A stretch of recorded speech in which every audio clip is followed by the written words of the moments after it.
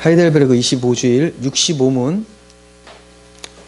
함께 읽도록 하겠습니다. 제가 질문을 읽고 여러분 함께 답하도록 하겠습니다. 오직 믿음으로만 우리가 그리스도와 그의 모든 은덕에 참여할 수 있는데 이 믿음은 어디에서 옵니까? 시작. 성신에게서 옵니다. 그분은 거룩한 복음의 강설로 우리의 마음에 믿음을 일으키며 성례의 시행으로 믿음을 굳세게 합니다. 아멘. 네, 오늘은 복음의 강설로 주어지는 믿음, 복음의 강설로 주어지는 믿음에 대해서 말씀을 드리겠습니다. 25주일, 오늘 본문에서부터 31주일까지는요, 말씀과 성례에 관하여 설명을 하고 있습니다. 말씀과 성례에 관하여. 그 중에서 이제 말씀보다는 주로 성례에 관해서 길게 할애를 하고 있는데요. 그 이유는 아마도 이 당시 시대적 배경이 말씀에 대해서는 대부분 동의가 되고 이해가 비슷한데 이 성례에 대해서는 견해가 많이 달랐기 때문에 화제가 되었었기 때문에 이 부분을 길게 할애하는 것 같습니다. 그래서 30주일 부분에 가보면 성경적 성찬과 로마 가톨릭의 미사에 대해서 차이점에 대해서 설명을 하고 있는 것을 보게 돼요. 그 미사 로마 가톨릭의 모습 그리고 성경적 성찬 어떻게 다른가? 가톨릭 교회 사람들은 매일 미사로 간다고 하잖아요. 그 미사가 뭔지 어떤 식으로 다른지를 30주일에 설명하고 있습니다. 우리는 앞에서 참된 믿음에 대해서 길게 배웠습니다. 참된 믿음. 이 참된 믿음은 구원의 전제가 아니라 구원의 수단이라고 말씀을 드렸어요. 구원의 전제가 되는 그리스도의 의를 전달받게 하는 수단으로서 참된 믿음이 필요하다. 그러니까 구원을 받으려면 믿음이 있어야 된다는 거죠. 그리스도의 의를 받아들일 수 있는 믿음.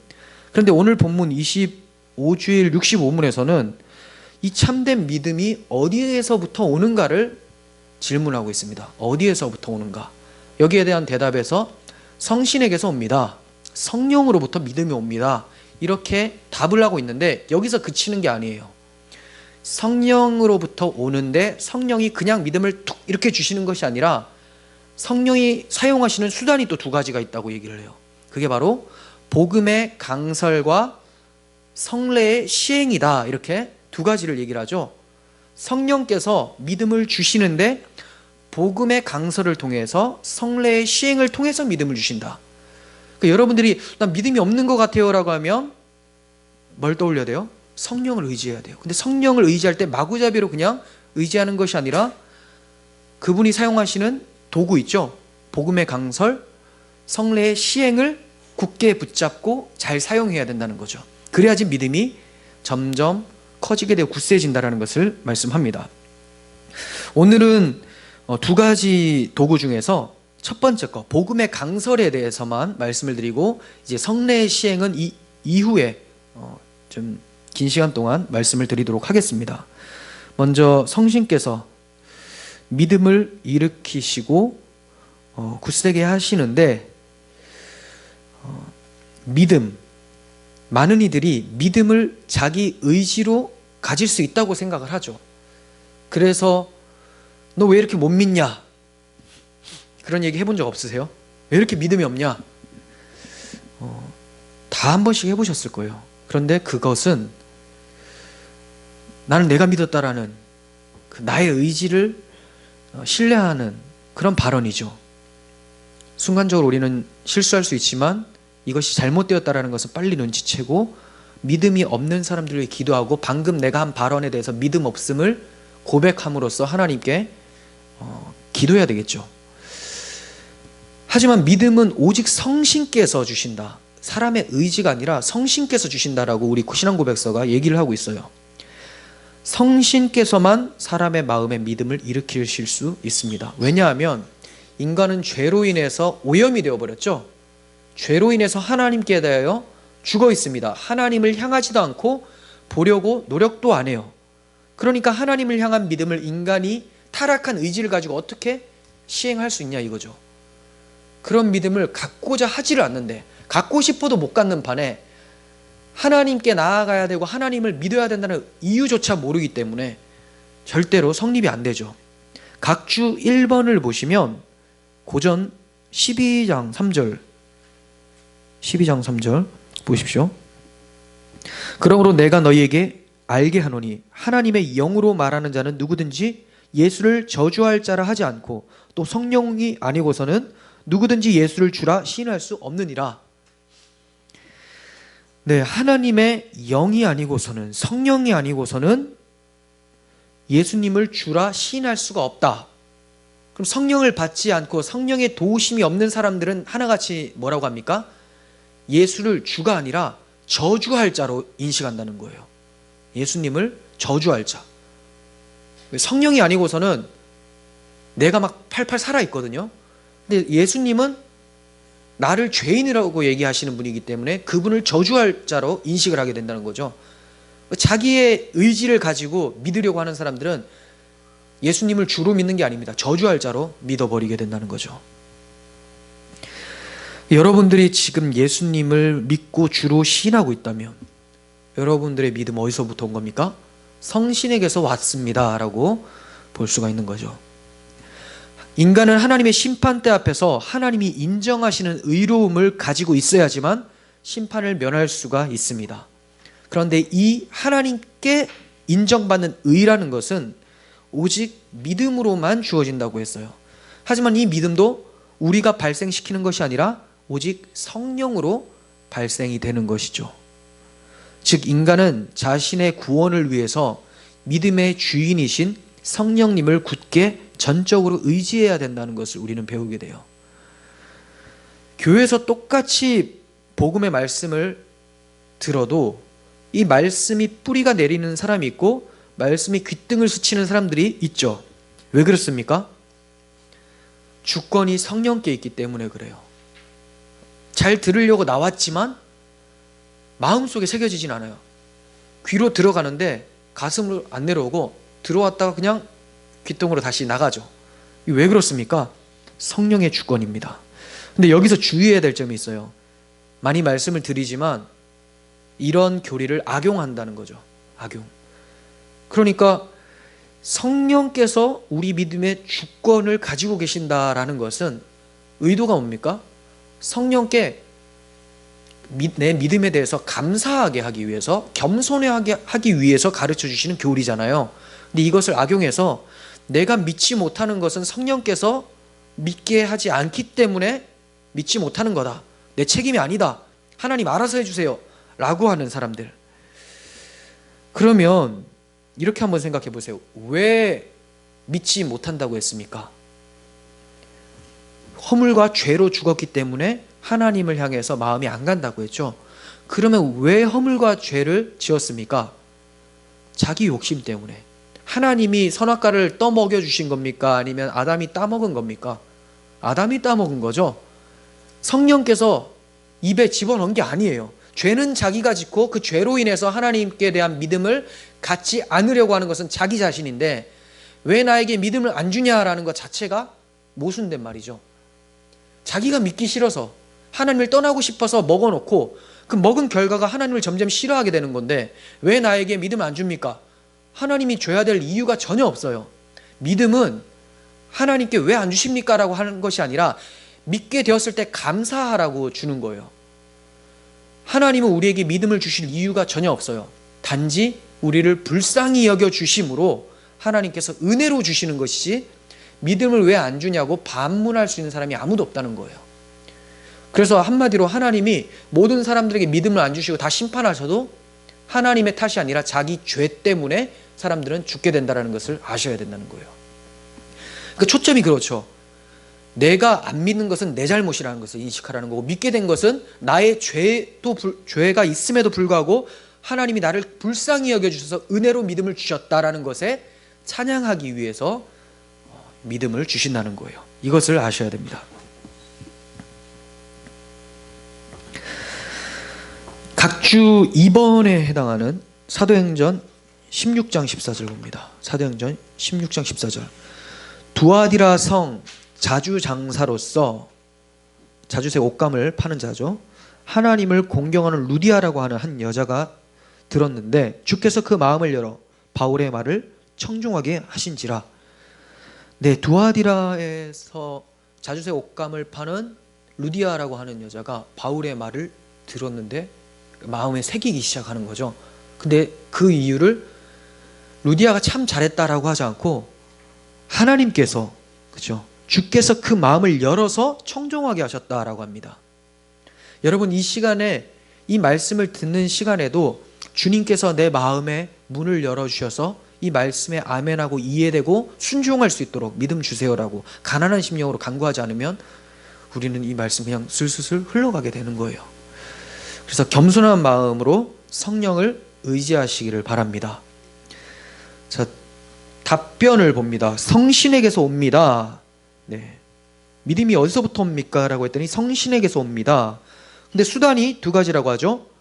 그분은 거룩한 복음의 강설로 우리 마음에 믿음을 일으키시고 시작이 복음을 통해서 이루어진다는 거죠. 성례의 시행으로 믿음이 굳세게 된다라고요. 그 성례, 나중에 살펴보겠지만 성례에는 세례와 성찬이 있어요. 교회에서 하죠. 세례와 성찬은 믿음을 발생시키는 것이 아니라 믿음을 굳세게 하는 거예요. 그래서 세례와 성찬은 어떤 자에게 베풉니까? 불신자에게 베푸는 것이 아니죠. 믿음이 원래 있는데 그 믿음이 약해지지 않고 강해지게 하기 위해서 베푸는 거기 때문에 세례와 성찬은 신자에게 베푸는 거예요. 불신자에게는 뭘 베풀까요? 복음의 강설을 한다는 거예요. 복음의 강설. 복음의 강설은 말씀 선포입니다. 설교를 얘기를 해요. 설교의 내용이 반드시 복음을 설명해야 된다는 것을 얘기를 하죠. 불신자들에게 복음을 설명하면 불신자들이 믿음을 일으키게 돼요. 믿음이 생기게 되죠. 그래서 설교는 믿는 자와 믿지 않는 자 모두가 들어도 됩니다. 하지만 성례의 시행은 믿는 자에 한해서 있는 믿음을 굳건하게 만들기 때문에. 왜냐하면 성례가 뭐라고 했습니까? 보이는 말씀이라고 했어요. 설교는 들려지는 말씀이에요. 성례는 보이는 말씀이라는 거예요. 즉 설교, 들려지는 복음을 통해서 믿음이 발생된 자가 성례, 보이는 말씀을 통해서 뭘 생각합니까? 들려졌던 복음을 다시 한번 생각하게 되고 이 복음으로 믿음을 굳건하게 세운다는 거예요. 그래서 신자에게만 성례는 주어진다. 자, 그러면 우리는 첫 번째 거를 살펴볼 텐데 믿음을 일으키기 위한 수단이 거룩한 복음의 강설이라고 합니다. 왜 성령께서는 말씀이라는 수단을 통해서 믿음을 주실까요? 기준 때문에 그래요. 기준이 있어야 되잖아요. 믿음을 주시려면 이것이 바로 믿는 바고 믿음의 내용이다라고 하는 기준이 정확하게 있어야 돼요. 하나님께서는 말씀을 통해서 하나님의 정확한 뜻을 자기 백성들에게 주세요. 이런 기준이 없잖아요. 그럼 어떻게 됩니까? 저마다 사람들이 신앙생활 하다가 하나님께서 나에게 이렇게 해주셨다 저렇게 해주셨다 얘기를 많이 하게 됩니다. 무질서함 그 자체죠. 그 일께서 성령께서 해주셨는지 마귀가 한 건지 분별할 수 있는 기준이 있어야 되는데 기준이 없으니까 뭘 바탕으로 합니까? 자기의 경험, 체험을 바탕으로 이거 하나님께서 나에게 베풀어 주신 거야. 마귀도 비슷하게 베풀 수가 있거든요. 현상을 가지고 하나님께서 하셨다고 보지 않거든요. 기독교인들은 나의 마음의 중심을 가지고 하나님이 하셨는지 아닌지를 보게 되는데 현상에 휘둘리는 것, 그리고 그 현상이 하나님이 하셨다라고 하는 말은 자기 체험이 기준이 되어서 평가를 하는 거죠. 무질서함 그 자체입니다. 이러한 무질서함은 결국 어디로 흘러가는 줄 아십니까? 신비주의로 빠지게 돼요. 신비주의. 자신이 경험한 것이 기준이 되어서 자신이 곧 법이 되어버립니다. 이런 사람들이 모인 교회는 간증이 참 많아요. 모이기만 하면 간증을 해요. 그러니까 굉장히 신실해 보이죠. 하나님께서 나에게 오늘 이런 일을 행하셔서 겉으로 볼 때는 아름답습니다. 하지만 그 내용을 들어보면 기가 막히죠. 막 어떻게 그렇게 하나같이 초대교인들은 받지도 못한 그 은혜를 그렇게 많이 받았는지. 왜 그렇습니까? 성경이 기준이 아니라 내 기준은 반드시 어디로 흘러갑니까? 세속적 기준을 따라가요. 말씀이라는 성경적 기준이 없으니까 세속적 기준으로 이렇게 되면 복받은 거라고 사람들이 인식하지. 나도 그렇게 생각해. 이렇게 흘러가요. 저마다 이런 하나님을 찬양합니다. 이 사람이 말한 하나님과 내가 말한 하나님 막 다르게 느껴질 수도 있어요. 기준이 없으니까, 말씀이 없으니까. 그렇게 되다 보면 한 교회에서 예배를 하고 한 교회에서 간증을 하는데 서로 다른 하나님과 다른 하나님이 주신 은혜를 얘기를 하게 되는 거죠. 이게 뭡니까? 무질서함이에요. 하나님께서는 질서의 하나님이십니다. 그렇기 때문에 말씀을 통해서 자신의 교회를 이끌어 가세요. 이렇게 말씀이 기준이 되어서 세워진 교회는 2000년 전 초대교회나 지금 우리 교회나 똑같은 신앙 안에서 함께 성도의 교제를 할 수가 있게 돼요. 물론 우리가 바울을 만나지 못하죠. 하지만 말씀이란 기준이 서 있으면 바울이 이 자리에 와 있어도 똑같은 얘기를 하게 된다는 거죠. 근데 말씀이 없는 교회는 어떻게 합니까? 바울이 얘기하는 거랑 달라요. 선생님, 제가 경험한 하나님 이거 조심해야 되죠. 물론 우리는 경험의 하나님이 맞습니다. 하나님 말씀을 통해서 우리에게 경험이 무엇인지 올바른 경험에 대해서 알려주시니까. 근데 말씀이 기준이 없이 그냥 경험한 하나님은 100명 있으면 100명의 하나님이 다 다르게 되는 거예요. 위험한 거죠. 바울은 항상 자신의 신앙을 말씀에 뒀어요. 체험에 두지 않았습니다. 구약의 성경, 이 구약이 일관되게 그리스도 중심으로 말씀하고 있다는 것을 연구했고 이것을 전파했어요. 그리고 그 후대의 많은 신앙의 선배들도 그 바울이 적은 성경을 통해서 또 신앙을 연구를 했었죠. 기준이라는 것이 있는 거예요. 하나님께서 혼돈의 상황에서 세상을 창조하실 때 말씀을 통해서 창조하셨다는 것을 기억해야 됩니다. 굉장히 무질서했죠. 처음 상태가 무질서예요. 처음 상태는 하나님이 개입하기 전의 상태라고 항상 보시면 돼요. 하나님의 개입이 들어가면 질서가 잡힙니다. 하나님이 쏙 빠지면 무질서, 혼돈, 공허해요. 땅이 혼돈하고 흑암이 깊음 위에 있고 하나님의 영은 수면 위에 운행하시니라 라고 합니다. 아직 하나님의 영이 일하신 게 아니에요. 운행하신다. 둘러싸고 있었다. 독수리가 보금자리로 날개를 너플너플 하는 것처럼 이제 시작을 하려고 있었던 모습. 어디에서 시작하려고 했습니까? 혼돈하고 공허하며 흑암이 깊음 위에 있는 상태. 이때 성령께서 일을 하시려고 해요. 근데 어떻게 일을 하십니까? 성령이 그냥 갑자기 날개짓을 하는 게 아니라 빛이 있으라라고 하는 말씀을 통해서 성령이 일을 하세요. 그러니까 빛이 생기고 낮과 밤이 생기죠. 질서가 잡히기 시작해요. 무질서와 혼돈과 공허, 흑암 속에서 하나님의 말씀이 선포되니까 질서가 잡히고 흑암이 이제 빛이 되어버립니다. 이게 바로 하나님의 사역이에요. 성령께서 무턱대고 그냥 나는 영이니까 내 힘으로 해보겠다 하지 않아요. 영이신 분은 영의 말씀을 통해서 일을 하신다는 것을 아셔야 됩니다. 에덴 동산 타락 이후에 하나님께서는 두 번의 창조를 하십니다. 첫 번째는 죽은 영혼을 살리는 거듭남이죠. 거듭남의 창조, 우리 안에 새 창조가 일어나죠. 그리고 두 번째 창조는 뭡니까? 이 세상이 새하늘과 새 땅으로 변화되어지는 창조예요.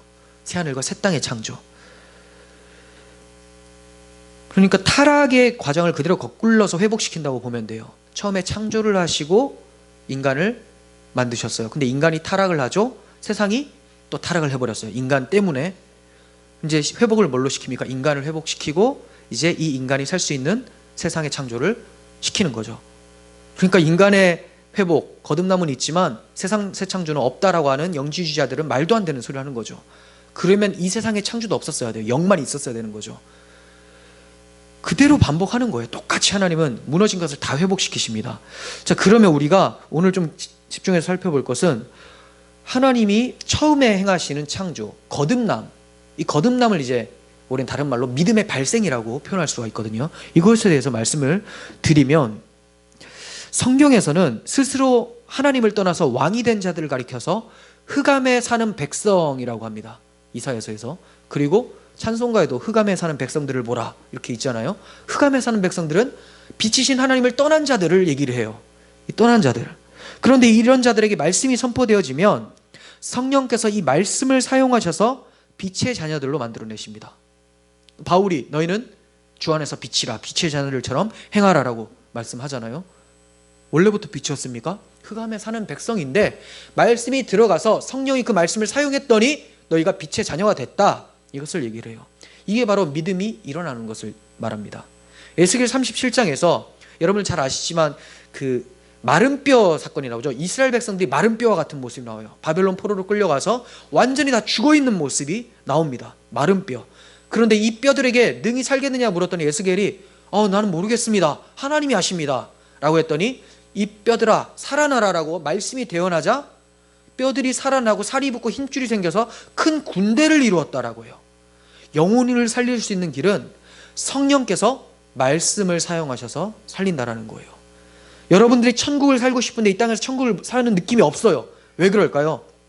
말씀으로 살지 못하기 때문에 그렇죠. 성령께서 말씀을 사용하시는데 말씀을 죽기 살기로 붙잡지 않기 때문에 천국을 누릴 수 있는 세상에서 불신자들이 사는 지옥을 누리면서 살게 되는 것이죠. 그러니까 우리에게 얼마나 말씀이라는 것이 소중합니까? 천국을 살 수 있고 빛의 자녀들로 만들 수 있는 능력이 있는 것이 바로 말씀입니다. 각주 2번에 해당하는 베드로전서 1장 23절. 너희가 거듭난 것이 썩어질 씨로 된 것이 아니요 썩지 아니할 씨로 된 것이니 하나님의 살아있고 항상 있는 말씀으로 되었느니라. 아멘입니까? 예, 우리가 거듭난 것은 썩어질 씨로 된 것이 아니다. 항상 있는 씨 뭡니까? 하나님의 말씀이죠. 바로 뒤에 하나님의 말씀이라고 하죠. 근데 사람들은 자신들이 거듭난 것을 사람들 자신에게 있는 가능성이라고 생각해요. 타락은 하긴 했지만 전적으로 타락한 것이 아니다. 자유주의 신학이거든요. 우리가 타락한 건 맞지만 완전히 타락하지 않아서 하나님께 얼마든지 나아갈 수는 있다. 인간의 행위 구원을 얘기를 하죠. 근데 타락은 했다고 해요. 그러니까 뭡니까? 신인 협력설을 주장을 하는 거죠. 하나님이 우리를 타락한 부분을 도와주시긴 하지만 완전히 타락하지 않았기 때문에 내가 그 하나님을 알아보고 붙잡을 수는 있는 거야. 신인 협력설. 신인 협력설이나 그냥 인간 행위 구원론이나 똑같은 거예요. 하나님의 힘을 90%를 빌렸든 50%를 빌렸든 어차피 나머지 10이나 50이 나의 것으로 작용하기 때문에 똑같습니다. 그런데 여기서 썩지 않을 씨로 거듭되었다는 것은 하나님의 말씀이라고 합니다. 말씀은 우리가 만들어낸 게 아니죠. 전적으로 하나님께서 말씀하셔서 성령께서 먹여주시기 때문에 살아나는 거예요. 하나님을 떠나 이미 죽어있는 영혼에게 스스로 가능성이란 존재하지 않습니다. 야고보서 1장 18절 보십시오. 각주 2번에 야고보서 1장 18절. 그가 그 조물 중에 우리로 한 첫 열매가 되게 하시려고 자기의 뜻을 조차 진리의 말씀으로 우리를 낳으셨느니라. 네, 진리의 말씀으로 낳으셨다. 바울이 자기 교인들한테, 성도들한테 내가 너희를 낳았다, 복음으로 낳았다는 얘기를 하거든요. 난 너희들의 아버지라고까지 표현을 해요.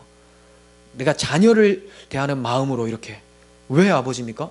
복음을 본인이 전해줬거든요. 물론 낳게 하는 분은 복음 자신이에요. 성령이죠. 성령이 복음의 능력으로 낳게 해요. 바울이 낳았다는 것은 바울의 수고를 얘기를 하는 게 아니라 바울이 그 말씀을 가지고 낳았다는 것을 강조하는 거죠. 여러분, 말씀은 우리를 이 세상에서 하나님의 백성으로 태어나게끔 만들어주는 하나님의 은혜의 방편이에요. 말씀을 볼 때 그러니까 무엇을 의지해서 봐야 될까요? 성령을 의지해서 봐야 되겠죠. 말씀의 저자이신 성령. 우리가 저자의 의도를 파악한다고 국어 시간에 뭐 공부하고 그러면 그런 거 막 연습을 하잖아요.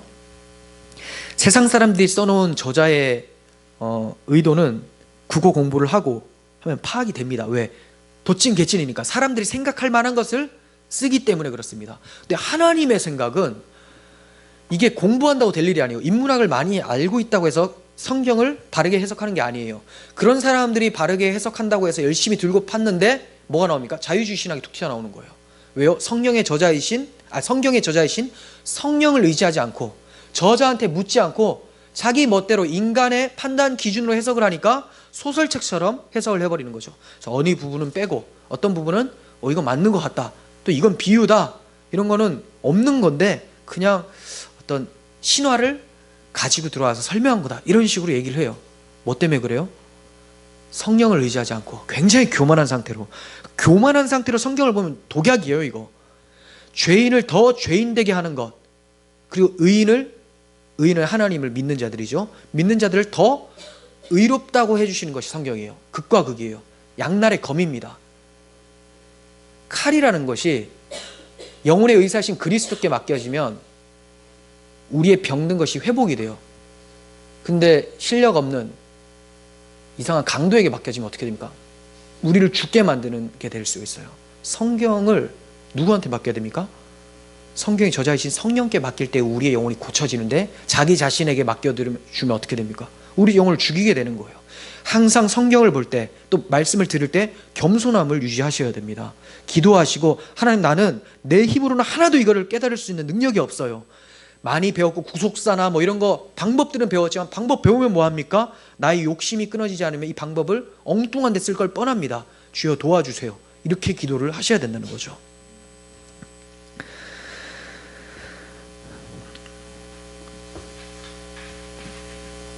어떤 사람들은 이 생명의 양식을 공부하기 위해서 성령의 도우심을 받지 않고 여러 가지 많은 책들을 보기도 합니다. 많은 지식이 쌓일 수는 있어요. 하지만 그 지식이 생명으로 작용하려면 일단 우리 마음이 움직여야 되잖아요. 머리가 움직이는 거는 당연한 거고, 마음이 움직이지 않으면 많은 지식이 쌓여도 그 지식이 망하게 할 수 있다는 거예요. 그래서 많은 책도 보시되, 그리고 설교도 많이 들으시되, 우리 굳어있는 마음, 이 굳어있는 마음을 좀 부드럽게 해달라고 기도하시면서 들으셔야 됩니다. 만물보다 심히 부패한 것은 마음이라고 했는데, 마음을 고치지 않고 지식만 쌓는다고 해서 뭐가 바뀌겠습니까? 그러면 우리는 성령을 의지한다고 하는데, 성경을 볼 때 그럼 어떻게 의지하시겠습니까? 기도는 겸손의 상징이에요. 겸손한 사람들은 기도를 합니다. 교만한 사람들은 공부를 많이 합니다. 네, 그래서 저도 기도를 많이 하려고 무척 애씁니다.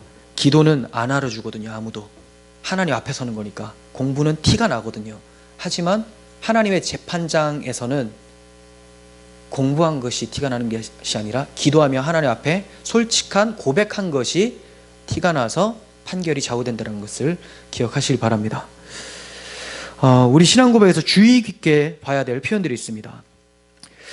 복음을 통해서 믿음을 일으킵니다 라고 하고 있습니까? 자세히 보시면 아니죠. 복음을 통해서 우리 마음에 믿음을 일으킨다고 하지 않고, 복음의 강설을 통해서, 별로 쓰지도 않는 표현을 갑자기 쓰죠. 복음의 강설, 강설은 선포, 강해, 강의하고 설명하는 것, 이게 강설인데 무슨 차이입니까? 말씀을 통해서, 성경을 통해서 믿음을 일으킨다고 하면 여러분들 개인적인 경건 시간에서 말씀 묵상하고 하시면 되는 거예요. 거기서 그치면 됩니다. 그것도 틀린 말은 아니에요. 근데 여기서는 굳이 복음의 강설로 믿음을 일으킨다고 하고 있습니다. 이건 뭡니까? 공동체를 강조하는 거죠. 공동체. 왜 공동체입니까? 복음의 강설은 강설하는 사람이 있어야 돼요. 직분자. 목사를 세워놓고 이 목사를 통해서 선포되는 말씀을 통해서 믿음을 일으킨다고 강조를 하고 있습니다. 개인의 신앙도 중요한데, 하나님께서는 각 사람도 소중히 여기지만 공동체를 더 소중히 여긴다는 것을 기억하셔야 돼요. 구약의 이스라엘 백성들은 가나안 땅에 혼자 간 것이 아닙니다. 공동체로 가죠. 공동체로 끌고 나오십니다. 신약의 교회도 공동체예요. 바울만 덩그러니 하나님 부르신 게 아니에요. 공동체로 불러주셨죠. 우리의 신앙의 선배들은 개인적 신앙, 개인적 삶보다 공동체적인 신앙과 공동체적 삶을 더욱더 소중히 여겼어요. 그 이유가 뭘까요? 왜 공동체를 이처럼 하나님과 우리 신앙의 선배들은 소중히 여겼을까요? 공동체는 특징이 있어요. 연합이라는 게 필요합니다. 공동체가 굴러가려면 연합이 없으면 분열이 일어나죠. 왜 연합을 강조합니까? 하나님이 삼위 하나님으로 존재하시기 때문에 그래요. 성부, 성자, 성령의 하나님이 함께 연합하시면서 완전한 연합을 이루시는 것을 교회, 그리스도의 몸을 통해서 이 땅에 나타내 보이시기 위해서. 근데 나 혼자, 나 혼자 신앙생활 잘할 수 있어. 교회 안 나가도 말씀만 보고 기도만 잘하면 하나님이 날 기쁘게 하실 거야. 말도 안 되는 소리죠. 왜 그렇습니까? 그거는 올바른 신앙생활의 자체에서 이미 벗어나 있어요. 올바른 신앙 자체가 연합을 얘기를 하는 거. 연합하려면 뭐가 필요합니까? 희생이 필요하고 섬김과 사랑이 필요합니다. 섬김과 사랑이 있으려면 내가 죽어야 되거든요. 사람은 저마다 자기가 높이 올라가려고 하는데 공동체는 이것을 조율을 하도록 만들어버리거든요. 굉장히 불편해요. 힘든 게 공동체의 신앙생활이에요. 그러니까 현대 사람들이 어떻게 생각합니까? 난 교회 안 나가. 큰 교회 나가서 뒤에서 잠깐 앉아있다가 돌아올래. 신앙생활이 아니잖아요. 왜요?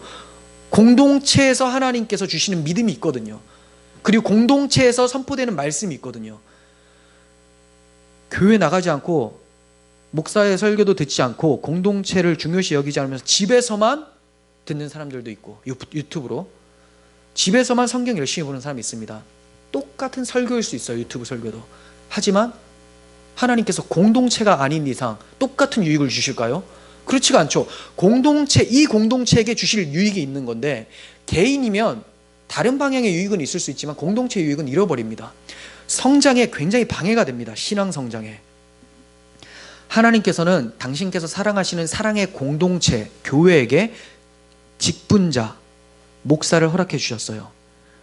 이 목사, 말씀의 직분자를 통해서 교회를 건강한 믿음으로 세워가십니다. 어떤 이들은 내가 열심히 원어 공부해서 여러 가지 주석을 봐서 성경을 연구해 보겠다라고 합니다.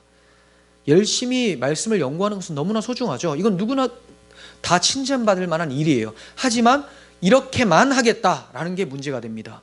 왜 그렇습니까? 원어나 관련 서적을 많이 본다고 해서 하나님의 말씀을 옳게 분별을 하는 것이 아니라고 말씀을 드렸죠. 예수님을 십자가에 못 박은 사람들의 특징이 뭔지 아십니까? 원어를 엄청 잘했다는 거예요.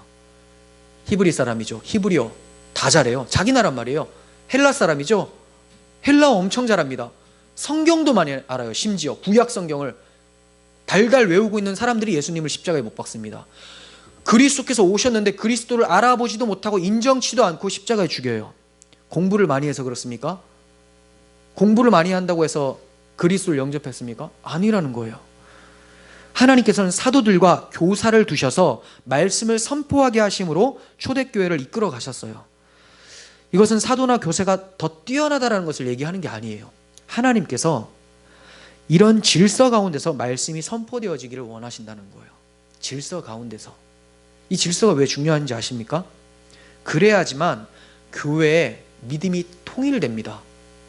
어떤 사람은 지식적으로 많이 배워서 뛰어난 사람이 있어요. 어떤 분들은 나이도 많고 막 예전에 공부를 많이 못해서 이해하는 폭이 굉장히 줄을 수도 있습니다. 각자 성경 공부를 해서 살아남으려고 한다면 서로 막 신앙이 다르겠죠. 해석도 다르고. 그러면 교회 안에서 교제가 안 돼요. 하나님께서 교회의 신앙의 통일성, 보편성을 주시기 위해서 누구를 주셨습니까?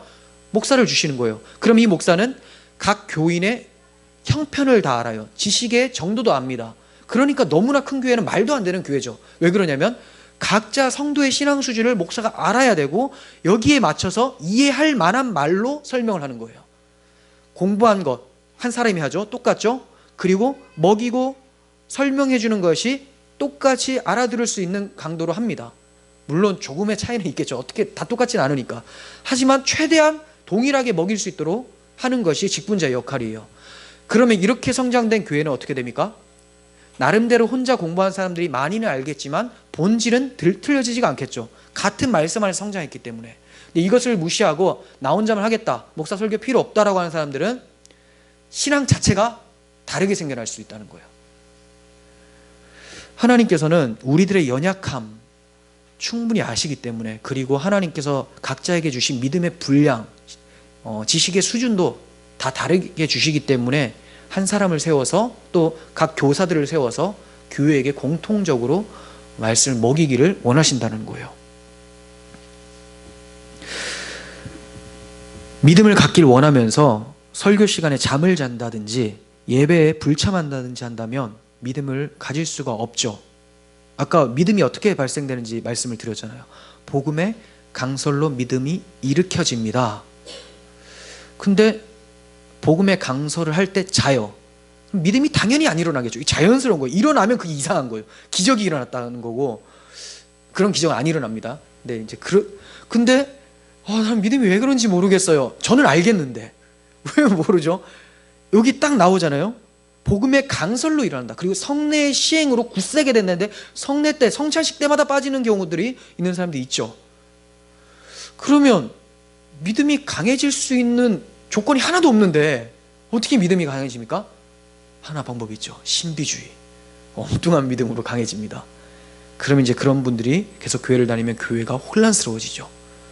말씀으로 믿음이 발생되어지지 않고 말씀으로 굳세게 되지 않았기 때문에 이상해져요.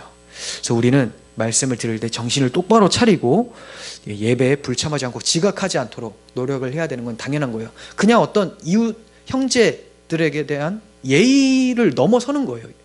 내가 살려고, 살아야 되니까, 교회 덕을 위해서, 하나님의 영광을 위해서 내가 오늘 예배 시간에 늦지 않겠다. 사실 예배 시간에 늦는 사람 거의 없습니다. 조는 사람들은 종종 있는데 하여튼 그렇습니다. 그래도 복음을 사모하셔야 되겠죠. 복음 설교를 사모하십시오. 그리고 설교자를 위해 복음을 강설할 수 있도록 기도하셔야 돼요. 여기선 설교라고 딱 대놓고 말도 안 해요. 당연히 설교는 복음이니까. 그죠? 그러니까 복음에 강설하면, 이게 저도 그렇지만 모든 목회자가 여기에 충격을 받아야 되거든요. 아, 설교는 복음이구나. 그 외에는 없구나. 근데 복음은 온데간데 없고 교훈만 냅다 전해요. 그냥 이렇게 사십시오. 그럼 복 주실 겁니다. 그러니까 이 설교에는 당연히 믿음이 발생이 안 됩니다. 짐만 얹어져요. 무거워요. 그냥 그리스도, 그분께서 우리에게 행해 주신 그 일 때문에 우리의 믿음은 발생이 됩니다. 목사가 성경을 보면 복음만 보여지고 또 그 복음이 가슴에 녹아질 수 있도록 여러분들이 기도를 해주시면 여러분들의 신앙도 그 복음 강설로 인해서 세워질 줄을 믿습니다. 끝으로 믿음을 갖기 위해서 우리가 취해야 될 자세에 대해서 좀 살펴보겠습니다. 첫 번째는 믿음을 갖기 위해서 말씀을 듣는데, 이 말씀을 들을 때에 다른 생각을 한다면 바르게 깨달을 수가 없죠. 특히나 이제 제 설교는 문맥을 중요시 여기기 때문에 이거 얘기하고 뒤에 그래서 이게 나옵니다라는 것이 주로 있어요. 귀납적이죠. 그러다 보면 사람들 앞에서 딴 생각을 하잖아요. 그럼 뒤에 귀납적인 설교를 들으면 이게 왜 나왔어? 그래서 엉뚱한 것만 딱 가지고 결과만 딱 가지고 가요. 뒤에 제가 항상 그러죠. 이렇게 사십시오라고 해요. 그러면 행위주의로 가고 끝나요. 앞에 복음에 대해서 설명을 한 거는 냅다 까먹고. 그러니까 에베소서를 딱 보면 4장부터만 보는 거예요. 6장까지 있는데 1장부터 3장은 복음의 원리, 4장부터 실천인데 이렇게 살아야 되겠구나. 맨날 살아야 되겠구나. 행위주의로 빠지게 되는 거죠. 우리는 다른 생각을 해서는 안 돼요. 하나님, 내가 오늘 이 말씀을 들어서 믿음을 발생시키려고 하는데 다른 생각 틈타지 않도록, 맨날 그런 기도 많이 하잖아요. 사탄마귀가 예배 틈타지 않도록 지켜주시옵고 하잖아요. 무슨 뜻인지도 모르고 하는 것 같아요. 일단은 말씀 시간에는 다른 생각을 하면 안 돼요. 뭐 게임 생각을 해서도 안 되고, 그죠? 당연히 안 하겠죠, 우리 한빈이는. 그리고 집에 두고 온 아침에 먹다 남긴 케이크 이런 거 생각하시면 안 되고 지금 있는 생명의 양식을 생각을 하셔야 돼요. 멍하게 듣는 것만큼 하나님의 말씀에 조롱하는 것이 없다라는 것을 아시길 바랍니다. 하나님 말씀, 우리 대통령이 우리 앞에서 얘기한다면 그게 듣잖아요. 그 나라의 어른인데, 근데 지금 하나님, 세상의 어른이 와가지고 얘기하는데 뭐 멍 때리면 바로 혼나죠. 하나님께서 때리셔서라도 듣게 하시면 좋겠는데 가만히 둬버리면 얼마나 참 비참합니까? 멍하게 들으시면 안 됩니다. 두 번째는 성령께서 깨닫게 해주시기를 간구하면서 겸손한 심령으로 말씀을 들어야 돼요. 우리의 마음은 성령께서 주장하시기 때문에 겸손을 취하시길 바랍니다. 세 번째, 말씀 듣기 위해서 많은 부분의 희생이 필요할 수도 있어요. 물론 그게 그리스도께서 이 말씀을 주시기 위해서 흘리신 피에 비하면 그게 어떻게 희생이겠습니까? 예수님은 이 말씀 남기기 위해서 십자가를 지셨다니까요. 그러면 내가 아침에 좀 빨리 일어나야 되고, 그리고 몸이 피곤하지만 말씀 봐야 되고, 지금 사업할 것이 있지만 예배를 참여하고, 이런 것들이 희생이라고 말할 수도 없긴 하지만 그래도 말씀이 필요할 때 여러분들은 이것들을 희생을 하셔야 된다는 거예요. 너무나 소중한 생명을 걸 수 있는 말씀을 하나님께서 교회를 통해 선포하고 있기 때문에 이 말씀을 듣고자 한다면 거기에 따른 희생을 지불하셔야지만 믿음이 발생됩니다. 마치 밭에 보화를 발견한 사람이 집에 가서 모든 재산을 팔아서 그 밭을 사는 것과 같아요. 그 말씀의 소중함을 아는 자는 그렇게 해요. 근데 그래도 나는 이것 때문에 오늘 예배 참석 못하겠고 오늘 말씀 중간에 가야 될 것 같고 막 인간적인 마음은 다 이해갑니다. 그래서 저도 네 합니다. 인간적이기 때문에. 그건 저의 부족함 때문에 그렇다는 거예요. 여러분들에게 동의하는 것은. 하지만 하나님 말씀 자체는 생명의 말씀인데 생명을 두고 어디 간다고 하면 생명 챙겨가야지 하겠죠. 이거 두고 끝까지 듣고 묵상하고 가십시오라고 하겠죠. 여러분들이 그 소중함을 아신다면 밭의 보화를 발견하고 전재산을 내어서 사는 사람처럼 말씀에 대한 대가 지불을 하실 거라는 겁니다. 그리고 네 번째는 말씀을 듣기만 하는 자가 아니라 지키려고 하는 자가 되어야 돼요. 예수님께서 지키셨는데 뭐 이런 생각은 나쁜 생각이라고 말씀을 드렸죠. 하면 안 되는 생각이에요. 아예 듣기만 하고 지키려고 하지 않는다.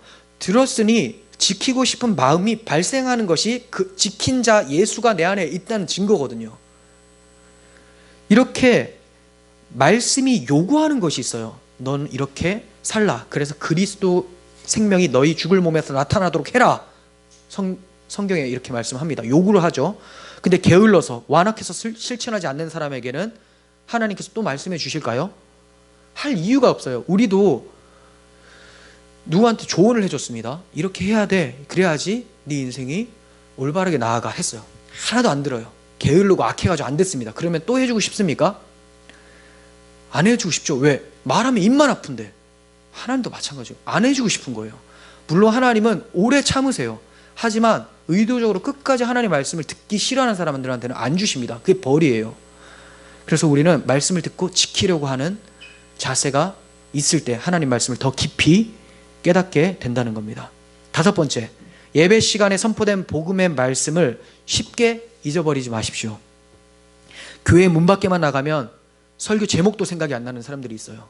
내용은 고사하고, 물론 제목을 제가 설교 내용이 생각나게끔 일부러 지어요. 외식하는 자여 비판하지 말라.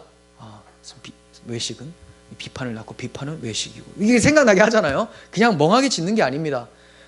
근데 이 제목도 생각이 안 난다면 뭐예요? 말씀을 마음에 두고 가지 않았다. 귀로 듣고 한쪽 귀로 흘리고 나왔다라는 거거든요. 나가기만 하면 말씀은 싹 사라지고, 말씀 사라지는 대신 반드시 채워지는 것이 있습니다. 세속적 생각은 반드시 채워져요. 항상 우리 머리는 가득 차 있습니다. 무엇으로 가득 차는가가 중요해요. 한동안 세속적으로 살았으면 이제 주일날 1시간 동안 계속 말씀을 집어넣거든요. 그럼 좀 빠져나가는 것 같아요. 나가면서 이걸 다 놓고 나가면 다시 새로운 것들로 꽉 채웠는데 그게 세속적인 거라는 거죠. 이런 사람들에게는 더 이상 가르쳐 주시지 않으시죠. 우리에게 전해진 이 말씀이 소중하게 생각된다면 쉽게 잊어버리지 않을 거예요. 쉽게 잊어버린다면 잊어버릴 때만 또 생각하십시오. 또 생각. 아까 이제 한 성도님이 너무 자주 잊어버립니다. 이 설교하기 직전에도 바로 얘기하시더라고요. 그럼 왜 잊어버리냐면, 말씀을 가슴에 안 담아서도 그런 게 있지만, 여러분 설교를 하잖아요. 그럼 한 문장으로 여러분들이 요약을 하세요. 마칠 때 기도하잖아요. 그 축도하기 전에나 축도 끝나고 기도 잠깐 하잖아요. 반주. 그때 오늘 말씀을 정리를 하세요. 내 마음에 비판하려는 마음이 있었던 것은 외식 때문이다. 하나님 앞에 서야겠구나. 헤아림을 받고 비판하는 것을 비판받는다. 그리스도께서 나를 비판하지 않으시고 헤아리셨구나. 그러니까 딱 짧게만 딱 요약을 하고 마치면 다음에 떠올리면 그 요약한 문구가 생각이 나거든요.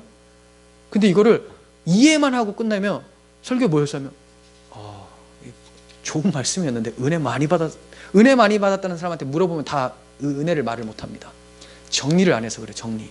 한 문장으로 요약하고 정 안 되면 2문장까지 요약하셔서 한 주간 그것을 묵상하시면 사시면 그 문장만 생각나는 게 아니라 문장 때문에 설교 전체가 파생적으로 생각이 돼요. 그렇게 사셔야 된다는 거예요. 주일에 주신 말씀으로 한 주를 믿음으로 사시게 됩니다. 물론 여러분들 각자의 처소에서 여러분들이 묵상하는 말씀이 있을 겁니다. 하지만 공동체의 믿음을 세워주시기 위해 주신 말씀을 주셨다면 잊어버리지 않고 날마다 묵상함으로 하나님이 더 풍성히 더 깊은 말씀을 가르쳐 주실 수 있도록 하시길 바랍니다.